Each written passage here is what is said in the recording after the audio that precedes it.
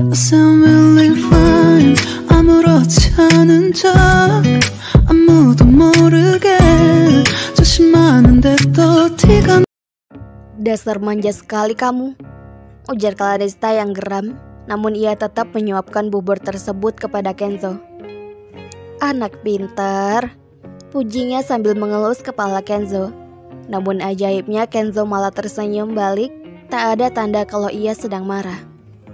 Minum dulu ya, ujar Kenzo merengek manja dengan Clarista. Rengekan seperti anak kecil yang meminta minum pada ibunya. WK. Ayo Kenzo, memang beneran manja atau hanya modus doang? Nih, diminum dulu tapi pelan-pelan ya, ujar Clarista sambil menyodorkan segelas air putih hangat kepada Kenzo. Pegangin, gak mau pegang sendiri, pinta Kenzo dengan nada khas manjanya. Iya deh iya. Untung bos, kalau bukan udah habis kamu saya cubitin sampai biru, gumam Clarista kepada Kenzo. Lantaran sungguh ia sangat heran dengan sikap Kenzo yang sangat manja jikalau ia sakit. Kamu bilang apa tadi? Tanya Kenzo karena ia mendengar apa yang barusan Clarista katakan tadi. Enggak kok Kenzo, jawab Clarista sambil gelagapan. Untuk menjawab apa yang dikatakan Kenzo, tidak lupa pula dengan mimik wajah yang menyengir. Satu suap lagi ya, harus habisin ini biar kambuhnya cepat sembuh, tawar Clarista lagi membujuk Kenzo agar menghabiskan buburnya. Namun Kenzo menggelengkan kepalanya seperti anak kecil saja, lantaran ia sangat kenyang memakan bubur yang Clarista buat tadi. Anak baik harus makan sedikit lagi ya, satu suap lagi ya, anak pinter yang manis unyu-unyu, mau ya, bujuk Clarista sambil mengelus kepala Kenzo agar ia mau makan bubur itu. Satu suap lagi aja ya, ayo dong, sambung Clarista sambil membujuk Kenzo agar ia mau memakan buburnya. Bujukan Clarista sangat mempan dan akhirnya bubur tersebut habis seketika dengan bujukan maut dari Clarista. Menurut novelers, sudah cocok belum Clarista jadi ibu dari anak-anaknya Kenzo? Halu dulu lah ya. Bukan kita deng, pasti si Kenzo yang halu. WK. Bentar, aku mau ambil obat dulu. Jangan baring dulu, soalnya habis makan. Detik berikutnya Clarista memberikan obat untuk Kenzo. Diminum sambil menyodorkan satu pil obat dan segelas air putih hangat. Namun Kenzo pun menggelengkan kepalanya lagi dan lagi. Kenapa lagi bayi besarku? Kenapa gak mau minum obat? Gak pahit kok obatnya. Letakkan di lidah habis itu telan pakai air. Gampang deh, ujar Clarista dengan sabar. Pada level kesabarannya sedari tadi sudah sangat mencapai puncak. Gak bisa minum obat pil, bisanya sirup atau kalaupun pil itu dipecahin dulu sama mama, jawab Kenzo sambil tersenyum manis ke arah Clarista. Astaga, lama-lama kesabaran gue bisa habis. Ini orang sudah besar, apa anak kecil berusia 3 tahun? Mandiri kek. Minum pil segede ini aja susah amat. Orang tinggal telan sudah deh, selesai semuanya. Luarnya aja terlihat arogan, sombong, dan laki banget. Tapi di dalamnya ternyata Hello Kitty. Menyebalkan sekali. Kalau kamu anak gue, mungkin sudah habis gue marahin lo. Sabar. Kesabaran lo lagi diuji Clarista, gumam Clarista di hatinya. Baiklah, tunggu sebentar. Aku akan memecahkan pil obat ini sebentar ya. Akhirnya setelah ia memaki Kenzo dalam hatinya, ia pun sudah merasa lega.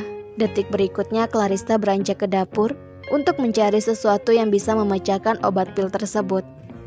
2 menit pun berlalu, Clarista sangat berusaha untuk memecahkan pil tersebut. Dan akhirnya pil itu pun pecah, lalu halus. Buka mulutnya. Nih, kamu minum dulu ya, ujar Clarista yang langsung dituruti langsung oleh Kenzo. Udah, sekarang kamu tidur dulu. Terus nanti aku bangunin kalau udah makan siang. Semoga saja nanti keringat kamu banyak yang keluar dan badan kamu enakan, ujar Clarissa dengan lembut.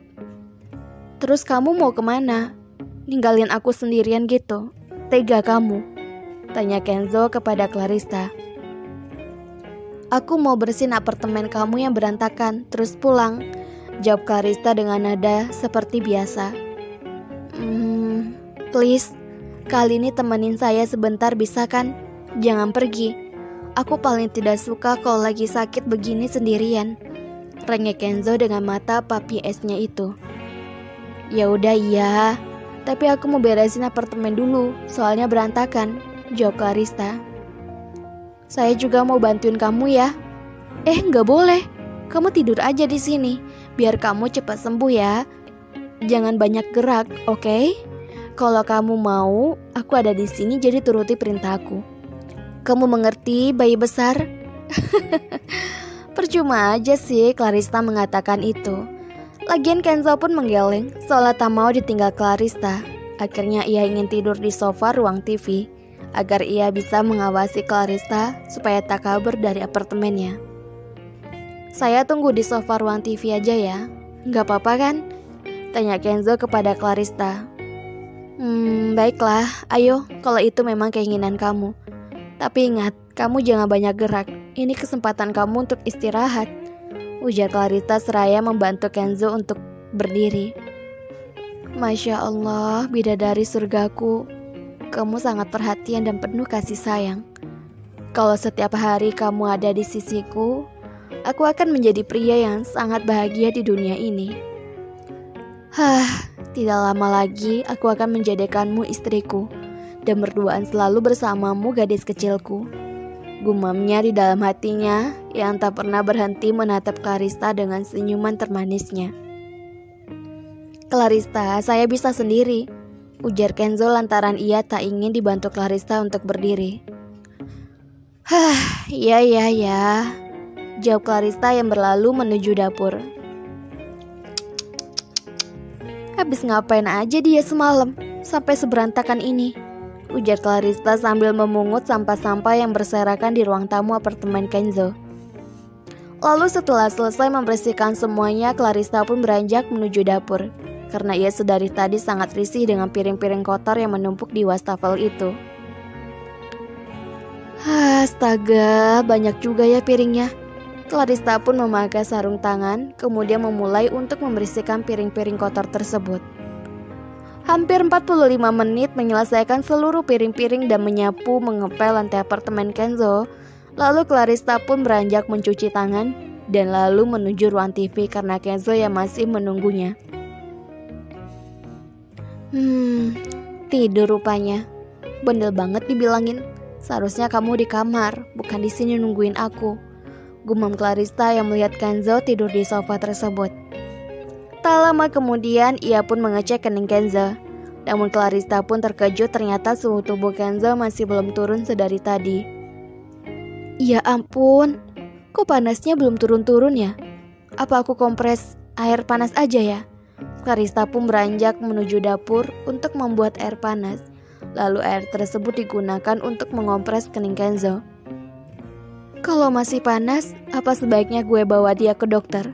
Takutnya nanti malah tambah parah, ujar Clarissa sambil mengompres air hangat di kening Kenzo. Ya ampun, gue lupa bilang sama Pak Suhun kalau hari ini gak ke kantor. Dengan sigapnya Clarissa bergegas mengambil handphonenya untuk memberikan kabar jikalau mereka berdua tidak bisa hadir ke kantor hari ini. Halo, selamat pagi Pak Suhun, ini saya Clarissa, sekretarisnya Pak Kenzo. Iya, halo, ada apa Clarissa? Apa ada hal yang penting? Begini Pak, sebenarnya Pak Kenzo sedang sakit saat ini. Makanya saya mau bilang jika kami berdua tidak bisa hadir dalam rapat divisi untuk kali ini. Hah? Pak Kenzo sakit? Apakah sakitnya parah? Tidak Pak, cuma suhu tubuhnya sedikit panas dari seperti biasanya. Oh, syukurlah kalau begitu. Baiklah, saya akan membatalkan rapat itu sekarang. Gini Pak, gimana kalau rapat itu Bapak saja yang wakilkan Pak Kenzo? Bapak juga divisi senior di sana? Apakah Pak Kenzo mengizinkannya? Sepertinya ia mengizinkannya, Pak. Sebaiknya rapat itu jangan dibatalkan, karena semua karyawan harus tahu tentang pembahasan resort kita yang ada di Magelang. Iya sudah, saya akan wakilkan rapat itu. Tolong beritahu Pak Kenzo ya. Semoga Pak Kenzo lekas sembuh ya. Baiklah Pak, terima kasih.